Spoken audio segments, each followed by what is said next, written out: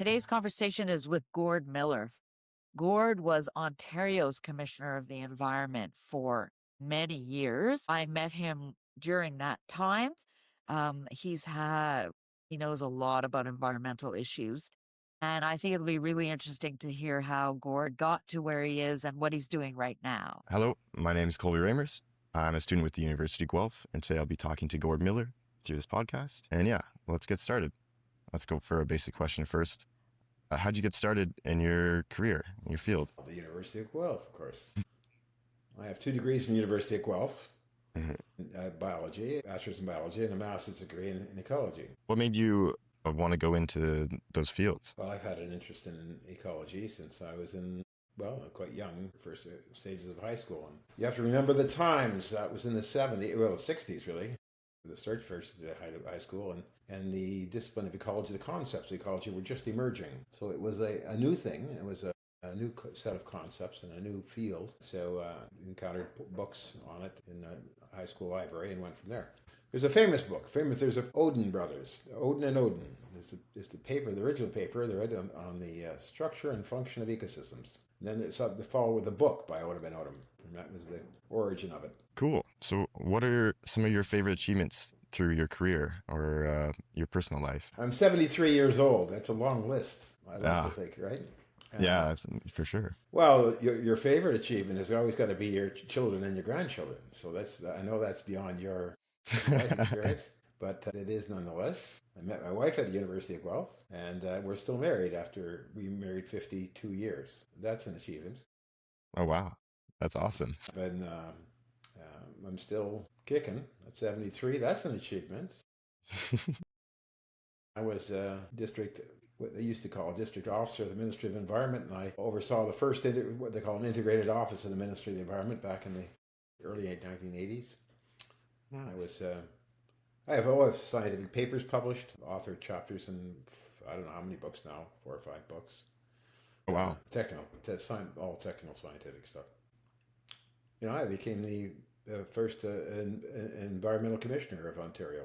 Sorry, not the first. I became the first environmental commissioner of Ontario. I was actually the second environmental commissioner of Ontario in the year 2000, and served in that role as an officer of the Legislative Assembly until 2015, for 15 years, appointed 3 times. Oh, wow. That's awesome. What were your roles you had to manage as the environmental commissioner? Wow, that was substantial, and it grew. I mean, we have something in Ontario called the Environmental Bill of Rights, which was the first kind of legislation like that. We predate the Julia, the federal commissioner's office. But we had our own legislation which laid out functions, including as an officer of the Legislative Assembly. It's like the Auditor General. That's like the Ombudsman. Someone who is independent from. I didn't work for the government. I worked for the legislature. They required a vote in the legislature of all the members sitting in the legislature to either appoint me or to reappoint me or to get rid of me ultimately if they wanted to. And so it was not a partisan political position. It was a legislative position. In that role, and I expanded my role in the time I was there. In the later years, I was not only did I report annually to the Legislative Assembly and with respect to the Environmental Bill of Rights and all the aspects of that people's rights and interactions, and comment on provincial legislation as it affected things. But I also had a responsibility to an annual report on the government's success at achieving its greenhouse gas targets, and another annual report on the government's success with respect to energy efficiency and energy conservation. Cool. Did you find your position evolved over time? Like, did it change? Oh, yeah, it had to. I mean, 15 years is a long time.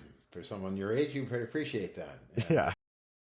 That was a particularly dynamic period of time. There was lots going on. And so you had the evolution of ideas and the evolution of legislation and various things. So the Environmental Bill of Rights itself was a unique piece of legislation and these things. So I was there for, to celebrate the 10th anniversary, as well as the, 15th and ultimately the 20th anniversary of the Environmental Bill of Rights. So, many things evolved. Like we did special reports on things like the International Convention on Biodiversity and various things.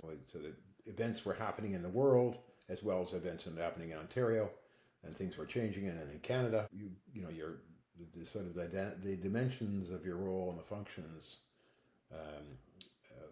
would change over time. In 2002, I attended the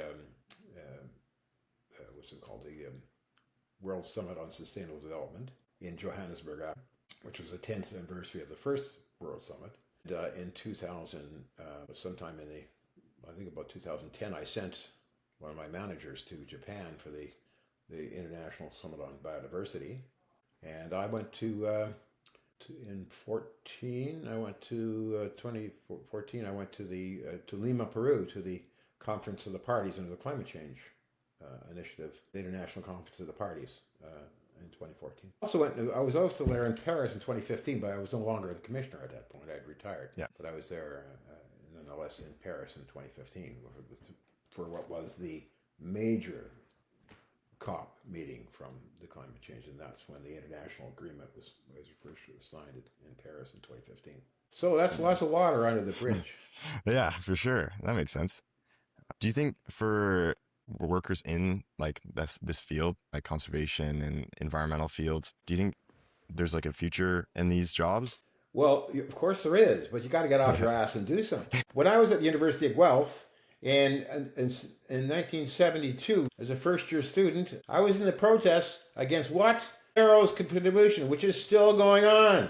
Yeah. Okay, for all those years later, 50-some years later, we still got tasks to finish. The mercury contamination of grassy narrows by the Reed pulp and paper mill is now Domtar. It's, that residual is still on, just for one example. But there are many, many insults and things happening in the environment. We're seeing the total reversal and repealing of the Endangered Species Act, one of the big achievements for Ontario. Yeah. And so there's lots of substantive work to be done. And so is there something to be done? Yes. Is there work to be had? Yes. Make your work. If you're on the streets or you're in the organizations and you volunteer for the NGOs, you will make your jobs eventually, because people will respond to the fact, the recognition of the need. If you sit back and wait for the government to do it, I'll tell you something. You're going to be my age and not have any money or any function, and then not live any kind of rich life. There you are. You ask me an open question, you get what you ask for. For sure. Thank you.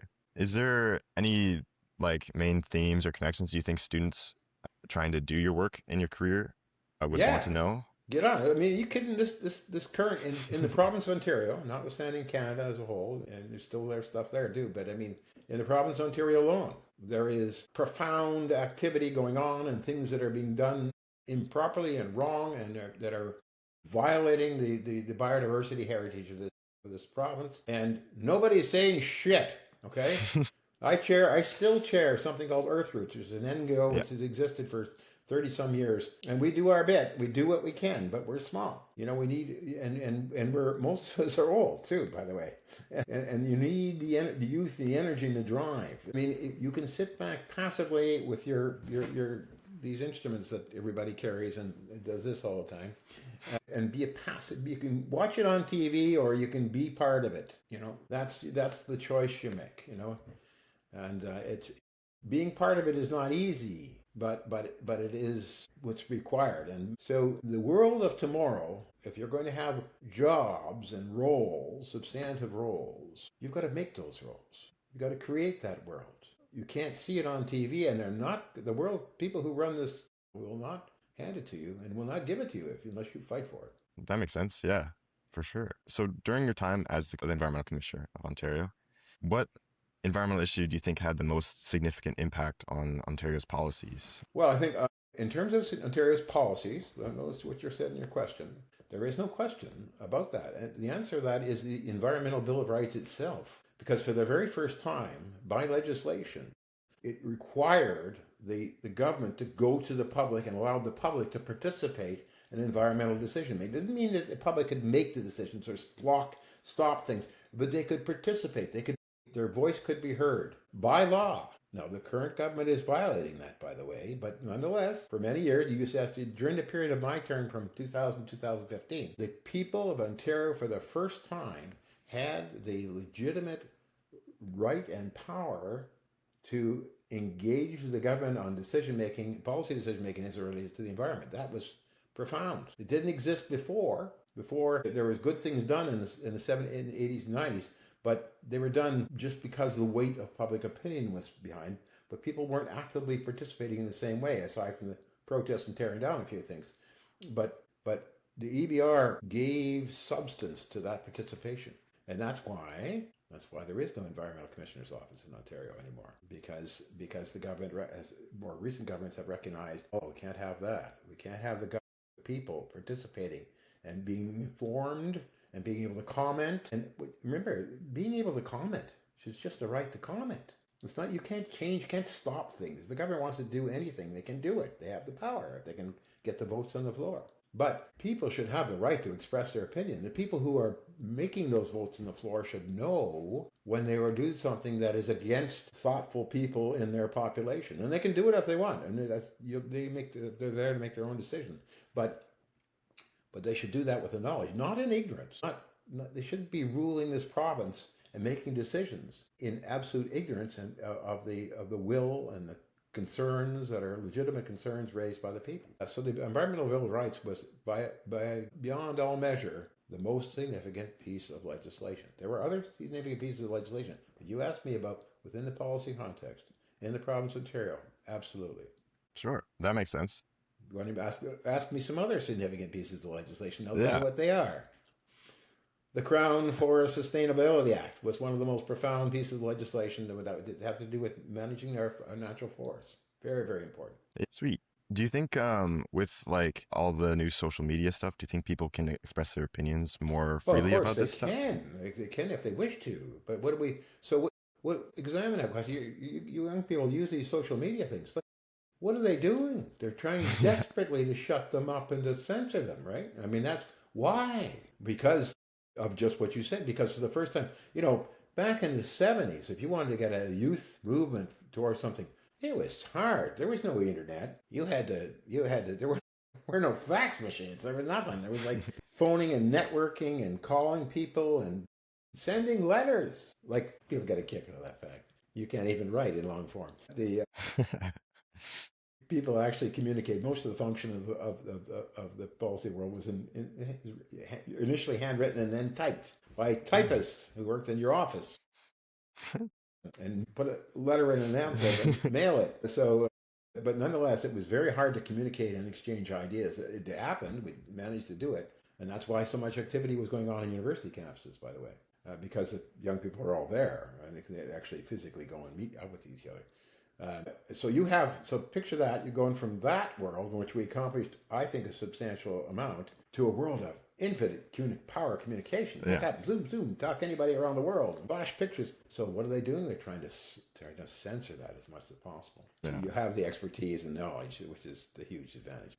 That's fair. With that, do you think the current legal landscape protects environmental activists enough, or do you think there should be more? It does, but the change is that in the 70s and the 80s, and even in the 90s, environmental activists were willing to go to jail. Now, let me quickly define that. I mean, so let's take Earthroots, the organization I chair, right? Earthroots had a famous blockage of the Red Squirrel Road in the late 80s, but then they had another one in the early 90s, north of North Bay. In the Tamagbe region, there was another roadblock of forestry operations. Quite ironically, by a small aside, at the time of that roadblock, I happened to be the district manager for Ministry of Environment in North Bay. But Joanne Mallet, who is the head of the Earthroots division, was arrested and taken to jail in North Bay. And Earthroots, at that time, we had a famous lawyer, basically a civil rights, social rights lawyer, who is very infamous in Toronto, major lawyer, who jumped on an airplane. He was on the Earthroots board at the time, but he jumped on a plane and flew up to North Bay. And just his arrival in North Bay was enough to allow the authorities to say, well, maybe this wasn't a good idea to arrest the head protester at Earthroots, and they just let her go. Right? So there was pushback from the society, is my point, right? So yes, Leanne was willing to go to jail. I think she was there for a few hours. But as well, society was pushed back and saying, no. She didn't do any violence. There was no thing. It was just blocking the road and protesting. And no, that's not acceptable. So that's changed. So it's tougher now. If you block a road, you're apt to go to jail real time. Because why? Because society is allowing that to happen. There is no major lawyer from Toronto who will jump on a plane and fly in and save your ass by just sheer power of intimidation and the fact that you know that you'll lose in court, so you might as well just let her go now. And I'm not naive. I understand that the sacrifices that have to be made by environmental protesters now are more substantive than the ones that were made back in the sense of not more substantive in themselves, but the consequences are the state is more powerful and more acting against them with greater vehemence than was the past, because they were afraid of the people. Solution: make them afraid of the people. They work for us. Make them afraid. That makes sense. I went to Colloquiate Sound like 2 weeks ago, like in BC on Vancouver Island. Clayoquot Sound. Yeah. Clayoquot Sound, yes. Yeah, Clayoquot Sound, yeah. Yes. And we learned like all about the protesting activism there. Well, they were after the Earthroots protests. Yeah. Clayoquot, we had posters for Earthroots, and we had posters for Clayoquot afterwards. Oh, really? Nice. Oh, yeah. And Clayoquot, everybody won something, and both in Earthroots and Clayoquot, there are big trees still left there. Yeah. Not as many as they wish to have, but they're still, unless so far. But see, somebody else, another generation of people have to come up and stand up, else they'll keep assiduously working, because those individual trees standing are worth $200,000 to get them. So there's so much money involved, and they're going to go after Clayoquot to the end of time. Because guess what? Despite what the foresters tell you, you can't grow a 1,000-year-old tree. No. You can do it in 1,000 years, maybe, but we don't know how. Yeah, that makes sense. Some of those trees on there, some of them go back as far as a fellow called Jesus Christ, who was alive at the tree was saying. Okay, so and others were when the Vikings were coming across the lake. I mean, it blows your mind in terms of the temporal heritage expressed in those ecosystems that is flagrantly. Why do you think the Japanese pay for the raw logs and put them underwater and keep them? Do you think maybe they know something long term about the world that we haven't figured out in North America? We'd rather cut down a Clayoquot town. You know those trees, when they were cutting them down, many of them were being cut up into shakes and shingles for roofs. Can you believe that? You take down a 1,000-year-old or old growth tree and cut it into roof shingles. I mean, my God. Yeah. That's pretty bad. I can vent all I want about that. I've done my shit. I'm still doing it. Trying to get young people to come. I spoke at the University of Guelph when I was commissioner. Oh, really? At least once, maybe more than once. I can't remember. I spoke at Queen's quite a few times. But, I'll tell you, I know what a passive audience looks like. I'll tell you that. Let me put it that way. Yeah, that makes sense. All right. So before you worked as the environmental commissioner, you worked at the Ministry of Environment for 14 years? Well, okay. Let's put it. If you're going to ask me those questions, let's put it my career chronologically. Okay. And then you'll have it all. Okay. So I come out of school. I work in a group of us formed a small private environmental consulting firm in the days when they were just beginning to form. The one we had was called Biosystems, and we started. And I worked for a few years until the business dried up. So then I had to go back to industry. I became the manager of it was actually an experimental chemical plant. We were trying to sulfate potash, turn Saskatchewan potassium chloride into potassium sulfate in order for a variety of uses, including because some crops like potatoes can't take potassium chloride straight and they need potassium, but also paints and other things. Anyway, so I was the manager of that plant for about a year, and then the engineers couldn't make the process run, so I lost my job. Then I worked up in industry for a while up in Thunder Bay in the grain industry because I had a young baby at home and I had to get to work. So I'm working mostly outside at Thunder Bay in the winter, it's 40 below, working in this unheated plant and filthy dirty every day, and with all my university degrees and all my background. And I got a call when I was consulting, I had done some work for the Ministry of Environment, a scientist called Ivy Weil. She actually funded part of my graduate work too as well for some projects for her. So she had hired me to do some work in the Kawarthas to manage the weed harvesting programs up in the Kawarthas in the 70s. Anyway, so I'm working in this plant in Thunder Bay because that situation, and I got a call from Ivy. She says, "Hi, Gord." She says, "I got a job as a junior scientist on the Listowel treatment of wastewater with aquatic plants, which was a brand new research area. And she had all this money, and she was building this experimental facility, and she needed a junior scientist on that project, sewage treatment by aquatic plants, and it was a technical facility. She says, it's only a contract job, Gord, but would you be interested?" I said, "I'm in Thunder Bay." I said, she called me on Friday. I said, "I'll be there Monday." So I packed up my wife and my baby and everything we owned in the back of a pickup truck and drove down to Toronto and became the junior scientist on the Listowel Marsh project was called. And that was worldwide state-of-the-art, great interest to people. And I gave a lot of presentations and I did the science on that for a couple of years. And the contract was running out. There was still going to be a job, but then I got offered a full-time job with the Ministry of Environment in Timmins. Now, as it happens, I'm born and raised in Timmins, but the Timmins office of the Ministry of Environment had what they call fully been here. Prior to that, all the offices, the field offices of the Ministry of the Environment through the 70s, from formation in 74 till this was in 82, they had the original structure of them was that there was they were really divided in two, what they called, they had their pollution abatement primarily. So they had industrial abatement officers, and the other half of the office was municipal and private, they called that, private being sewage systems, septic systems, I mean. So you had one group of officers, municipal and private, and one group of officers working with the main industries, and there were big polluting industries at that time, back in those days. And so they, in the sort of, rethinking all these things, they were going to combine them into one office with a central management structure and all functions covered. And that was the first office to be integrated, as they say, was Timmins. And they brought me in as the second in command of that office. Eventually I took over the office. So I became the district, what they in those days called district officer of a Ministry of Environment field office in Timmins. I guess I could have stayed there. Probably should have. Maybe should have. It was a great job. And that was the height of those days back in the early 80s. I believe that was the height of the moving. Like we took in my tenure when I was there, and my officers did it, but I mean, work with them. We had pulp and paper mills. Let's take Kapuskasing, not to pick on Kapuskasing, I had 5 pulp and paper mills, but they had, the river was dead, lacking oxygen for 40 kilometers downstream, and there was a log drive for 25 kilometers upstream, and the bark dropped the oxygen level. It wasn't dead, but it was damn near dead. And there were logs in the river for 20 kilometers all summer long. And and everything downstream, they were dumping all the organic waste from the mill. And literally it killed.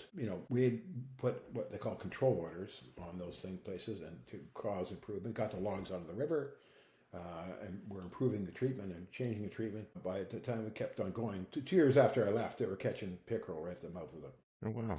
So, I mean, there were substantial improvements. And that started by my predecessor, continued by me, and then followed up by the guy after me. But I left that, and I went to, I was recruited by Sir Sandford Fleming College in Lindsay as a professor of a new program, which they would not name. The government would not allow the name of the program to be environmental technology or environmental technicians or anything like that. So there was a air and water technology program in another college, so they would allow us to go with terrain and water technology, because we were looking at landfills and gravel pits and things as part of the training, because there were jobs there as well as the environmental officers. And so for 3 years I was a professor at Sir Sandford Fleming College in Lindsay, and put forward the first 3-year class, so I had 1 year, 2 year, and 3 year class of the technologists out of that school. They were a large number of them were hired by the Ministry of Environment and finished their careers there.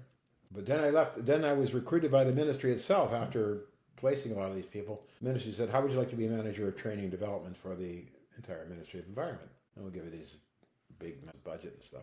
So I foolish went down to Toronto and did that for a few years, from 89 to 93. It was successful. We had the biggest training program the ministry has ever seen. I spent all their money.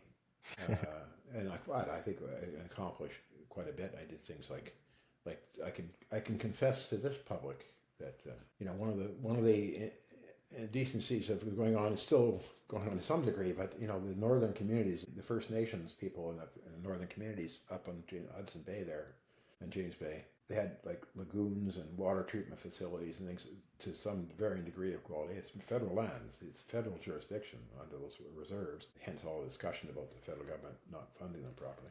But they did have some facilities, but they had people to run them that had to know how to run them. You had to know how to run a roller plant. So I used to use provincial money, or my money, to like fly them down and put them through my courses, the same one the courses that your town operator will go through and stuff. Even though they were from the federal government. Federal government didn't have anything, so I just did it. So I trained as much as I could operators for their water and sewage and to some extent that was one good thing. The other thing I did is brought in this. I worked very hard at it. It took me 3 years of negotiations, discussions to design the water and sewage operator licensing program. So prior to me taking over, there was no formal officer water and sewage operator training classification system or training system or examination system, and we brought in that licensing. I got it done in just over 3 years, but by then I got it through the legislature and the whole thing. So that was one of my, I would say, more personal achievements. Negotiations with all sorts of parties across, you can imagine. And at the end of 3 years, I was fed up with living in the South. So I was, at the time they had me acting director of human resources downtown Toronto, out in the sticks. And I said, this really sucks. They bought in, and the director left, who's a good friend of mine. The guy, that's why I was there, because he had recruited me and he hired me. And he got promoted and kicked upstairs. And so they brought in the regional director from Sudbury to run the office, be the director, and I was acting as assistant. They promoted me up to during that time. And as part of my function at the time, this is in the early first 90s, big contraction. You think banks are bad now, things were really bad then. And there was a total freeze of hiring. But you have to have some people filled, some jobs filled. I mean, like, some things are essential, right? So what they did in the Ministry of Environment is that anytime you had to have a job that you wanted to fill, you had to fill the form, and it ended up in my desk. And I would sign off to authorize whether that job could be filled or not. So one day, I look, and there's a district manager for North Bay is vacant. I knew the previous one. And they want to fill it. So I authorized it and applied for it. My boss, the director, says it's in his home region, right? Says, you can't go that. That's a 2-level demotion for you. I said, watch me. And so I did. And that's when I went to North Bay. And so I was the district manager in North Bay of the Ministry of Environment office, district office, 93 to 97, when they eliminated the district manager at North Bay, made it a sub-office of Timmins, and so I was out of work. And for 3 years, from 97 to 2000, I ran Miller Environmental Services, a consulting firm. I had one employee, sometimes more. We had contracts, but generally one employee. And I was in consulting again. And in 2000, I applied for the job of the Environmental Commissioner of Ontario. And because the job had been vacated, and they had to have somebody there, so they had brought back a retired person. Previously, the government knew from the Ministry of Environment to act as the acting Environmental Commissioner for 6 months while they recruited someone. And that person was Ivy Wow. You recall the name. Yeah. And people think, you must have, because you're from North Bay and you were unemployed, and Harris was the premier, and he put you in. I said, I'd apply for that job with a letter of recommendation from the existing Environmental Commissioner of Ontario. I think that probably has more weight than the premier, who did keep out at the time, because it's not a non-political position. It's not a political appointment at all. It's a vote on the legislature. But my application was endorsed with a letter from the existing Environmental Commissioner, and I got the job by vote at the legislature after a 3-day filibuster, by the way. And so I became the commissioner in the year 2000 over objection of the opposition parties. In the end, it came down to the Conservative government said, well, it's the guy we've gone through multi-party interviews and three tiers of interviews. We're going to go with this guy, so screw you. And they voted for me on the end of December in the year 1999. It's the last sitting day of the sitting house. I think it was like the 23rd or something of December. I became commissioner, and I was there on a 5-year term. So 5 years later, we went through a full set of interviews again, multi-party interviews, and they reappointed me. 5 years later, that was 5 years later. So that was the first. I was Liberals by then, but I mean it didn't matter. It's all parties. And then 5 years later, in 2010, I went through a full set of interviews. I had to apply. I go through a full set of interviews, cross-national. Anybody in Canada could apply, and I was chosen again for another 5-year term. So I did from 10 to 15, and in 15 I just retired. By then, I wasn't going to fight for another appointment. I was the longest sitting environmental officer of the legislature at the time in Canadian history, so I said, well, that's probably it. So that was my background, and then I took over chairmanship shortly after that of Earthroots in my retirement, and I've been doing that ever since. Wow. Thanks. And you can tell by the fact that behind me there's a door with no trim, because this is a newly constructed house, and we moved to Bracebridge and built this. Still are building this house. That's awesome. Thanks for that. As the chair on the board of Earthroots, what do you look after? What are your responsibilities? Well, chair of board of directors. Like you're not driving the thing day to day. You're trying to give overall guidance. You're trying to find support for ideas and direction, and you find the sources of money. And you hire the executive director, and we have a full-time executive director, and support her and give her direction and encouragement. And she's got to run the business, and there's legal implications and things that stuff that be submitted and stuff. So you oversee that thing, but trying to give life and spirit. And when you get in an interview with a young person from the University of Guelph, you try to use that opportunity to drive some sense into his colleagues. I'm sure he's a fine guy, but some of his generation to get out and get active, because that's what we need. We need youth, we need energy, and these guys are going to rock over your heritage. Remember, I'll be dead. Okay, so this is about you and your life and your kids, not about me. So anything I do, to the degree I'm successful, helps. Presumably, I'm trying to help you, because I get nothing out of it. I got a pension. Hey, I'm good. I'm good till the clock stops, right? And then it's over. So, but your generation has a stake in the future, an investment to protect, and a heritage, and a natural heritage, and just get in a canoe and get on the lakes and get out there and believe that that's important, and that's what's important in life. For sure. I appreciate it. Thank you. Have you enjoyed your position at Earthroots? Oh yeah, I wouldn't do it if I wasn't enjoying it. Yeah, fair enough.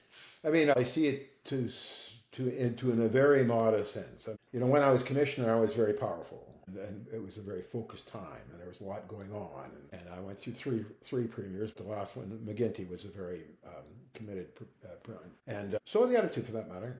He was especially, so they gave you a lot of power and influence, and you felt you were contributing to the direction of things.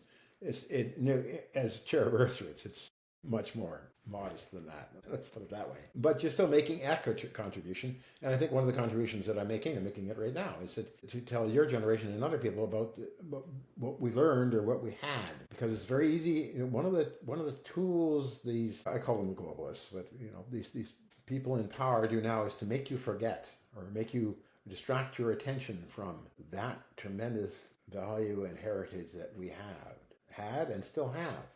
And if they make you city people, and this is your world, and you're never in a canoe, or you're never hiking in Killarney up on those white hills, if you never experience that, you're never face to face with a moose or a black bear watching from a tree, whatever. If you're never out there, if you don't know what a little bit of a orchid in the forest is in the right time of the year, and if you never experience that natural heritage, if you never see the giant trees, because they're gone. I can take you to trees that are a diameter of 1.25 or more meters in diameter through at chest height. These are big old things. This is a heritage that goes back. Those trees, when they started growing, the plane first appeared on the lands and to contact with the Aboriginal people and the Anishinaabe up there. Centuries have gone by. That is part of the legacy left to you, and the heritage you must protect for your grandchildren. And you got to get off your ass and do it. For sure. Yeah. Oh, I read your paper on dismantling environmental protection in Ontario about Bill 5. Oh yeah. Yeah. Okay. I did 19 papers last fall, so Well, but I know that one. Yeah. yeah. I was just gonna ask some questions about that as well. Sure. That's profound. I mean, the action in Bill 5, so-called Bill 5, is on a number of levels profoundly dangerous piece of legislation. For Did you sure. read the follow-up one I just did? There's a new one out. It should be on the Earth Roots Okay. newsletter, just on the sort of follow-up of Bill 5. So go on. What's your questions? For sure. You said in the text that you said once the protections are eroded, it's like hard to rebuild them. It was extremely hard to build them in the Yeah. first place. Yeah. When you're as old as me, you were there, and you know how hard it is to build that shit, and how much resistance you have to overcome. Because remember, even in the good times, the normal state of affairs is we don't want to change anything. You know, we like things, so we oppose to change, right? So given that, and then quadruple that nowadays, when there's not just opposed to change, they're opposed to you, and they're opposed to what you're doing, and so yeah. Yeah. So it's extremely difficult to put them in place when we lose them. So it's something like the Endangered Species Act. What they've done to that, it's going to, I don't know, I can't imagine how long it's going to take to repair that. Yeah. It will be repaired because species will begin to disappear. And, you know, in my generation, there's something called, you know, the dodo. Do you know what the dodo is? I think so. You know, well, you're biology type, right? The profound importance of the dodo bird in obscure islands in the South Indian Ocean is that it was the first sort of larger animal. Like humans had driven other things to extinction, but the first one in the public consciousness of Europe, in the sort of the Western public consciousness, the first one they ever became aware of, that we had the power to destroy a species off the face of the earth. And that's why it lasted in our culture. Now, there's other species that happened since then, but the fact that human beings unequivocally and in historical documentation were shown how they actually destroyed a species from its very existence. And prior to that, that shocked the world in a profound way in Western culture, because prior to that, people didn't believe, oh, no, animals are everything and they're huge, super abundant, and just take as much as we want, do whatever. And then one day, well, actually, no, it's not an important bird, but it's gone, totally gone. And but after that was followed by much more important things like the passenger pigeon or the western bison or you know, some of the other things. But that's where it goes back to. So in that vein, the destruction of the Endangered Species Act in Ontario, which was the most, arguably, I would argue, the most profound and important in its technical analysis of its completeness. Endangered species protection legislation in the world has been dismantled. That's important. Yeah. Go on. For sure. There's more in Bill 5. Yeah. There's a lot. Yeah. I was gonna say you also talked about how it like narrows the definition of habitat to include, well, the bill That's seems to narrow. yes, yeah. So let me give you a practical example of that. Okay. So one thing that Earth Roots has been working away at is it. We have something. There was a lot of discussion, for a lot of years. Was there a unique Algonquin wolf in the province of Ontario? And they concluded there is, but it's not called the Algonquin wolf. They call it the Eastern wolf, but it's protected, federally and provincially. And so what they've done is they said, well, there's no question the vast majority of them are in the Algonquin Park. That's historically how they've persisted.